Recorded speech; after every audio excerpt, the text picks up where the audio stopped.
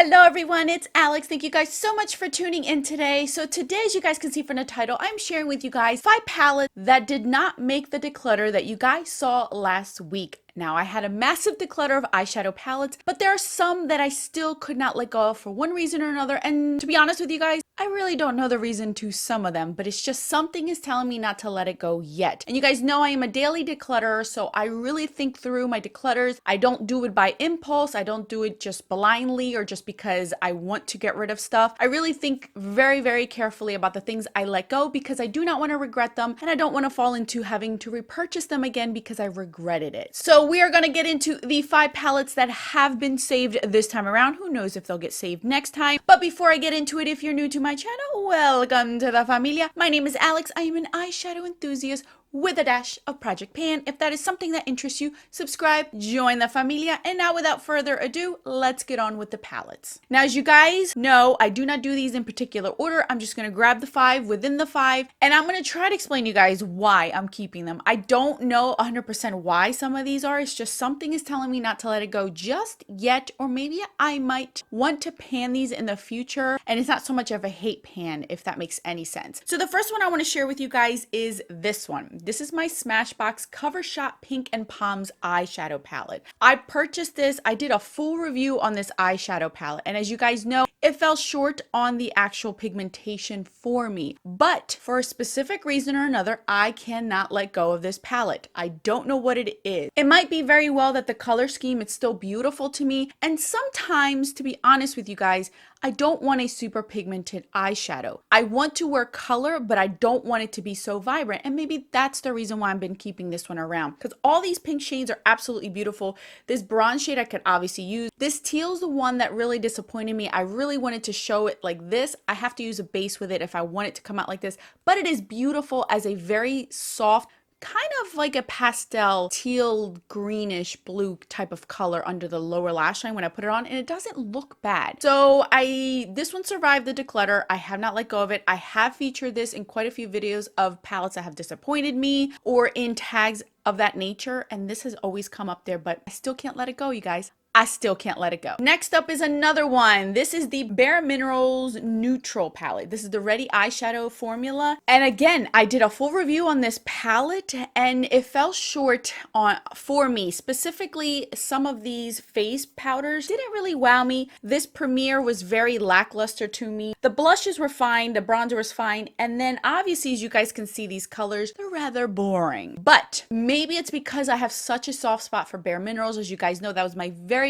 first brand that I ever bought makeup from myself. So to me, I kind of still want to keep it for that reason. And to be honest with you guys, I can see myself using this, using the face powders, using them up, maybe multitasking these one way or another. Eventually, I will be back in the workforce, so maybe this will be a palette I will pan at that time. I don't know. It's a mixture of face palette or face products and eye products, so maybe that's the reason why I have something for it. But it's nothing amazing, nothing grand, nothing where I'm gonna scream it out on the rooftops. I've actually seen Rebecca from Panning and Stuff. She panned this in less than a year. This past year, this was her pan that palette, and I completely agree with her on that. She agrees with me that some of the things are not as pigmented as you want them to be, but it still works. It still works. So this is the second one. Now this is a drugstore one, and there's nothing unique about this palette at all. I don't know what it is. It's the Pixi It's Eye Time. This is from the It's Judy Time. It's called the Eye Time, and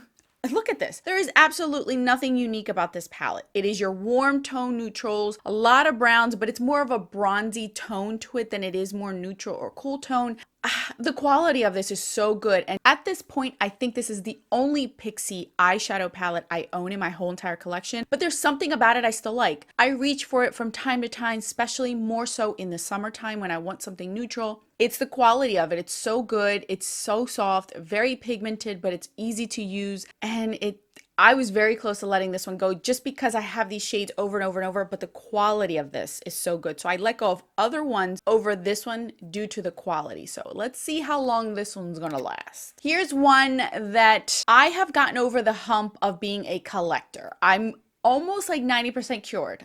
There's still 10% of me that's kind of like, with certain eyeshadow collections and things, but for the most part, I've gotten so good at not being a collector and having to have every palette in any series that comes out. This is one of those where I stopped doing that for. This is the Balm Nude Tude palette. Out of all the Nude Tude, Nude Dude, Nude whatever, you know, all the naked ones, this one did not speak to me as much. But looking at it, I opened it up and I was ready to let it go. And when I opened it up, I didn't even swatch it. I told myself I could still do it. I could still do it. I still can find myself enjoying this palette in one way or another. I don't know. There's something about it. I just don't want to let it go. This is one of the first palettes that I purchased when I started my YouTube channel back in the day. So it's an older palette, but it's still nice. Like, it's deeper shades. I think that from the time I purchased this to now, my thought process, my knowledge of makeup has expanded and become greater. And I've known a lot more of what to do with eyeshadow palettes and formulas and color combos that I think I could definitely make this work. At the time when I first bought this, I really didn't know too much of like what it was, what undertones, how to mix them together. But when I opened this up, I clearly can see what I can do with it. So that's why I kept it. I was going to let this go. I was going to break that collector in me in this one. And I'm not keeping it for the collector's purpose. It's just I think I can do something with this. So I'm going to hopefully use it soon and not regret that and take up space and then end up decluttering it. Now, last but not least, this one surprised me completely, you guys. And I am wearing this one on my eyes today. You guys know my feelings about this brand, and you guys know how much poop they release, but for whatever reason, this palette I just can't let go of. I know, and I've let go of quite a few of these, even 2 of them in that Makeup Declutter. I don't have many of these left. It's more of the colorful ones that I have left or ones that are unique, and this one isn't that unique, but for some reason I can't let it go. This is the 35F. There's something about this palette that just draws me in every time. I have played with it. I'm wearing it today. I love the vibrancy of this palette, and let me explain to you guys. After I looked at it this morning when I was putting it on, I think I kind of understood why I kept it. It doesn't have a whole entire palette full of brown poop. This is the only row right here that is matte browns. All these other ones are more shimmery. There's burgundy, there's gold, there's bronze, there's copper, there's yellow gold, there's white gold. Yes, a lot of these shades are very, very similar with just a tad bit more orange, a tad bit more red, a tad bit more brown, more yellow. I get it, I understand. And I can get a lot of these shades out of other palettes that I have. But again, there's something that keeps drawing me into this palette and I use it. I did like it when I used it this morning. There wasn't anything wrong with it.